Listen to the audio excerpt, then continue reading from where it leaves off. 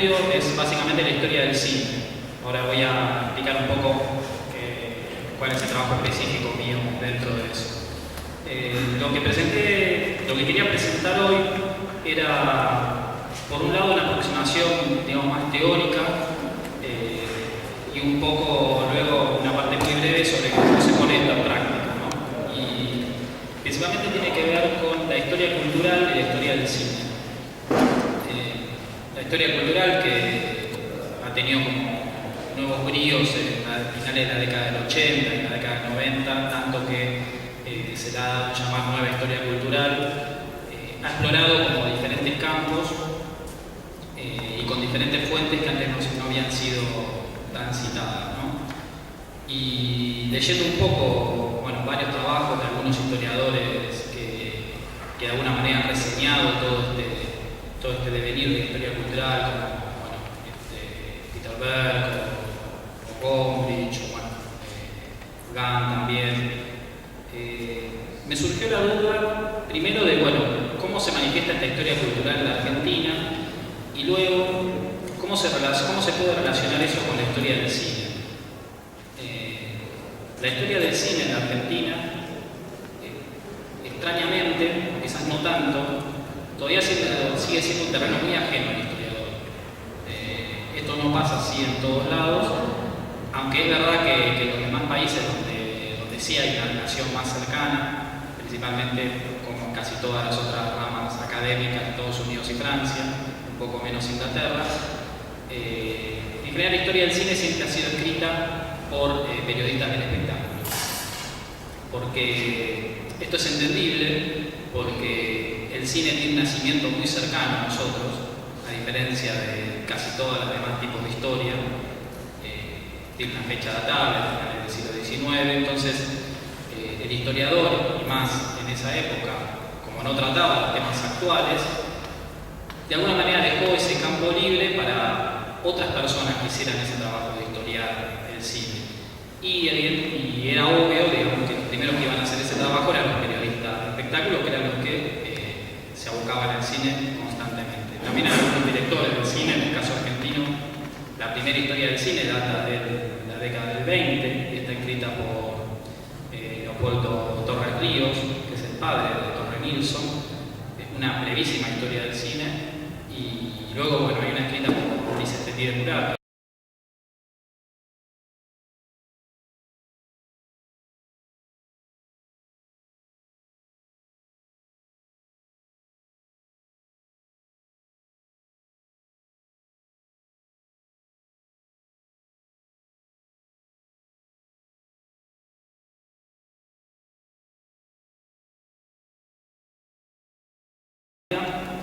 Diciendo que la historia del cine no ha sido tratada por historiadores justamente porque hay otros que la han trabajado antes que ellos. Entonces, esos otros, incluso teóricos, semiólogos, especialmente en la década del 60, ya han creado un lenguaje propio para estudiar el cine que es ajeno a los historiadores. Entonces, ¿qué le pasa al historiador cuando tiene que meterse a estudiar la historia del cine? Tiene que aprender herramientas que no son propias de él. Tiene que aprender herramientas de otra rama. Entonces, en ese estudio, o sea, de alguna manera, como que antes de estudiar la historia del cine, tiene que estudiar cine, de alguna forma, ¿no? Y esto es lo que habría alejado a los historiadores de la historia del cine.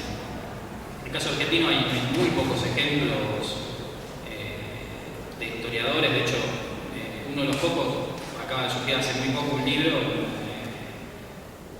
se llama Cecilia Gilmariño, un libro que se llama El mercado del deseo, que ella empezó, es profesora de historia por la UBA, y ella luego hizo su doctorado en historia de las artes. Es de los poquísimos casos. Entonces, bueno, me pareció como interesante esta propuesta de decir, bueno, abordar el cine desde la historia. Entonces ahí como que me empezó a surgir, bueno, cómo hacerlo, con qué herramientas, con qué fuentes.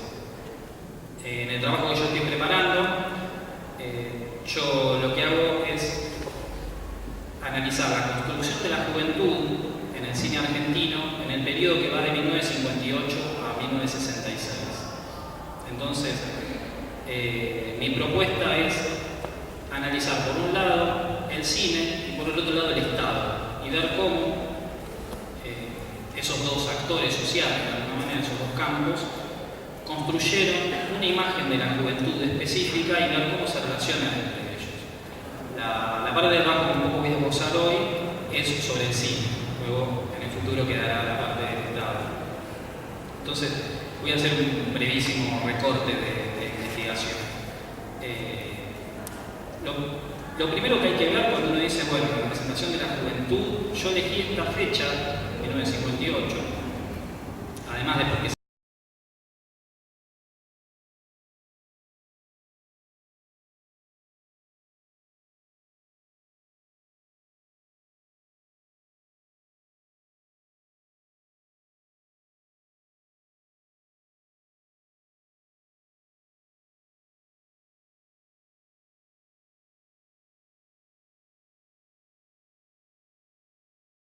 hubo gente que etariamente hoy podemos llamar jóvenes, pero no siempre se los nominaba como jóvenes.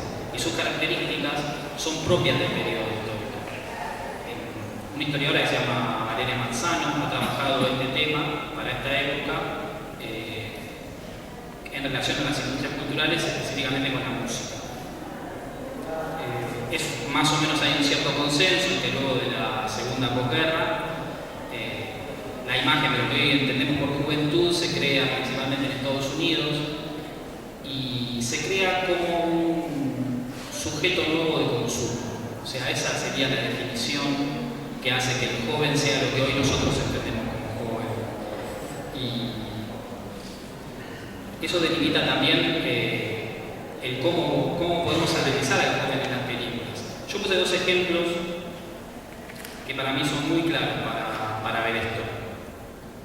De cómo hay ciertos actores que podríamos denominar etariamente jóvenes y que en un caso están mostrados como jóvenes y en otros no. Son dos películas del mismo director, del ya citado Torre Nilsson, que son La Terraza y Piel de Verano.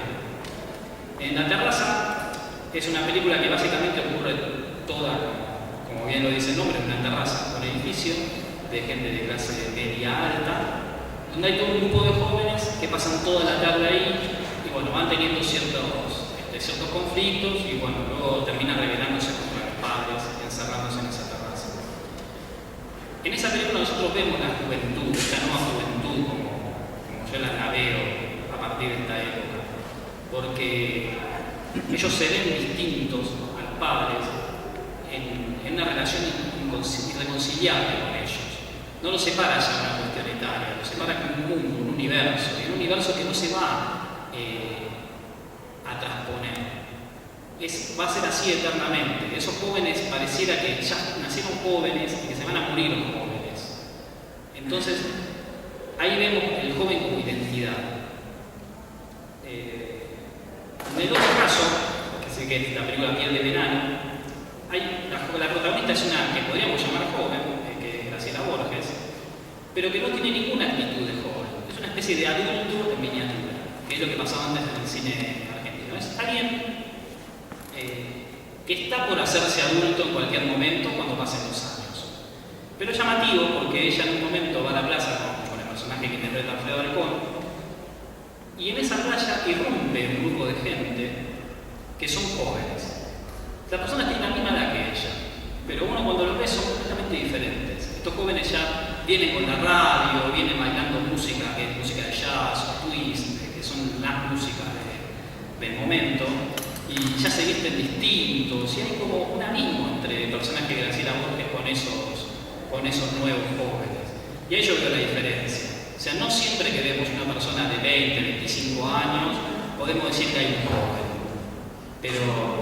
Y por eso hay que ver cómo se comporta. De hecho, todos los directores de cine que crean estas películas, que se llama la generación del 60, que uno dice, bueno, los jóvenes directores argentinos, la mayoría tenía 35 años cuando hizo su primera película. Lo cual, si uno lo piensa, dice, bueno, no son tan jóvenes. Digamos. Por ejemplo, para esa misma época, Enrique Carreras, que es el director más prolífico en la historia del cine argentino, tenía la misma edad. Y Enrique Carreras hace un cine que es completamente distinto a ese, y nunca se lo llamó a él un joven director. Y tenía exactamente la misma edad que ellos cuando hacen estas películas. Entonces, por eso también es interesante ver a quién se le dice joven y a quién no y por qué. ¿Qué características tiene que tener alguien para que se lo llame de esa manera? Bueno, luego mi trabajo prosigue justamente viendo estas diferencias en la juventud con el cine clásico argentino. En el cine clásico argentino no vamos a ver jóvenes, pero sí vamos a ver gente de esta edad, gente en tránsito de ser. Hay diferencias generacionales y son muy fuertes, pero siempre son diferencias que se van a zanjar con el tiempo. Todos los personajes en las películas saben que uno cuando es joven puede tener excesos, puede tener diferencias, pero es un paso, es un tiempito y ya dentro de unos años ya van a ser adultos. Van a ser distintos los adultos de hoy, pero van a ser mejores. Incluso hay una idea evolucionista también de este tema, ¿no? De que los jóvenes de hoy van a ser mejores adultos. Que supongo uno puede atisbar una hipótesis que tiene que ver también con el fenómeno migratorio, que está más cerca en los 30 que en los 60, no en teoría del progreso. ¿No? Bueno, nuestros hijos van a ser mejores que nosotros.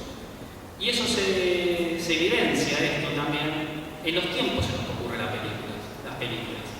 En el cine clásico es muy común ver las películas que se llaman cabalgatas, que son películas que empiezan en un periodo de tiempo anterior al presente de la película y que van recorriendo en general unos 20, 30 años hasta llegar al momento de filmación de la película. Eso se da en innumerables películas. Se puede nombrar, por ejemplo, Carnaval de antaño, El muchacho de antes no usaba camina, un montón de películas de La cabalgata del circo, que hacen una especie de historia argentina hasta ese momento. Y ahí sí vemos esto, los que son jóvenes en un principio de la película terminan siendo los adultos y se marcan estas diferencias. En el cine de los 60, todas las películas, en ninguna película transcurre un tiempo mayor que, por ejemplo, meses. Yo creo que ni siquiera llega a ser meses, quizás semanas. Todas las historias transcurren, empiezan y terminan a veces en un mismo día. No existe ninguna película que haya un paso de tiempo superior a eso. Y esto también nos está marcando esa identidad juvenil, la identidad del joven. El joven no tiene pasado y tampoco tiene futuro, porque muere joven. Es así, es muy distinto al resto. Ya no es un joven en tránsito de ser adulto, sino que es un joven eternamente. Esto luego, si nosotros pensamos todo lo que pasa culturalmente en el mundo en la segunda mitad de los 60, se entiende bastante bien de dónde viene y a dónde va este nuevo uso del tiempo cinematográfico. Luego, bueno, analizo más que nada cómo son estas construcciones y después hago una división clara entre dos modos de producción que ocurren en ese momento, que es este cine independiente, llamado el cine de la generación del 60, y el cine industrial, que básicamente pertenece a un solo estudio que es Argentina Sonofilm, en el que está, por ejemplo, Enrique Carrera. Bueno, ese cine todavía sigue con esa idea del joven, pero no como sujeto, sino como un adulto, un pequeño adulto en tránsito a ser adulto. Entonces yo lo que me pregunté es, bueno, para también ser joven hay que reconocerse joven. Esos directores que tenían la misma edad que los demás se reconocían jóvenes e interpelaban a los jóvenes. Y de esa manera también se conforma un joven también como sujeto de consumo. O sea, no están exentos de eso, porque cuando un director hace una película está pensando en un posible espectador. Y ese espectador es un consumidor también. Entonces, ahí cierra un poco esta idea también de que de ese nuevo joven no es un joven por ideología, sino que básicamente está construido por el mercado. Y los que están dentro de ese mercado no hacen más que reproducirlo, ¿no? Y finalmente, bueno, ahora ya no me queda mucho tiempo, pero yo lo que pensaba trabajar en el futuro es, bueno, ¿cómo se cruza esta idea con la del Estado? ¿El Estado construye un discurso a partir de los jóvenes? Es muy común cuando uno analiza el periodo principalmente de Frondizi, que todo el discurso tiene más que ver con lo económico. O sea, se dice el auge del desarrollismo, ¿no? Entonces, todas las historias siempre van mucho a la meta económica. Entonces yo digo, bueno, ¿cómo eran las políticas culturales de ese periodo? Y ya que justamente en ese momento se crea el Instituto de Cine, evidentemente no había un descuido por lo cultural. Hay un interés, que quizás no es el interés que nosotros como historiadores vemos en el pasado, pero evidentemente eso está ahí. Entonces, mi objetivo en ese caso es de construir el discurso del frondicismo, luego del periodo de Ilia, para ver qué se dice de los jóvenes y qué imagen se quiere construir de esos jóvenes y ver cómo juega esa imagen con la del cine del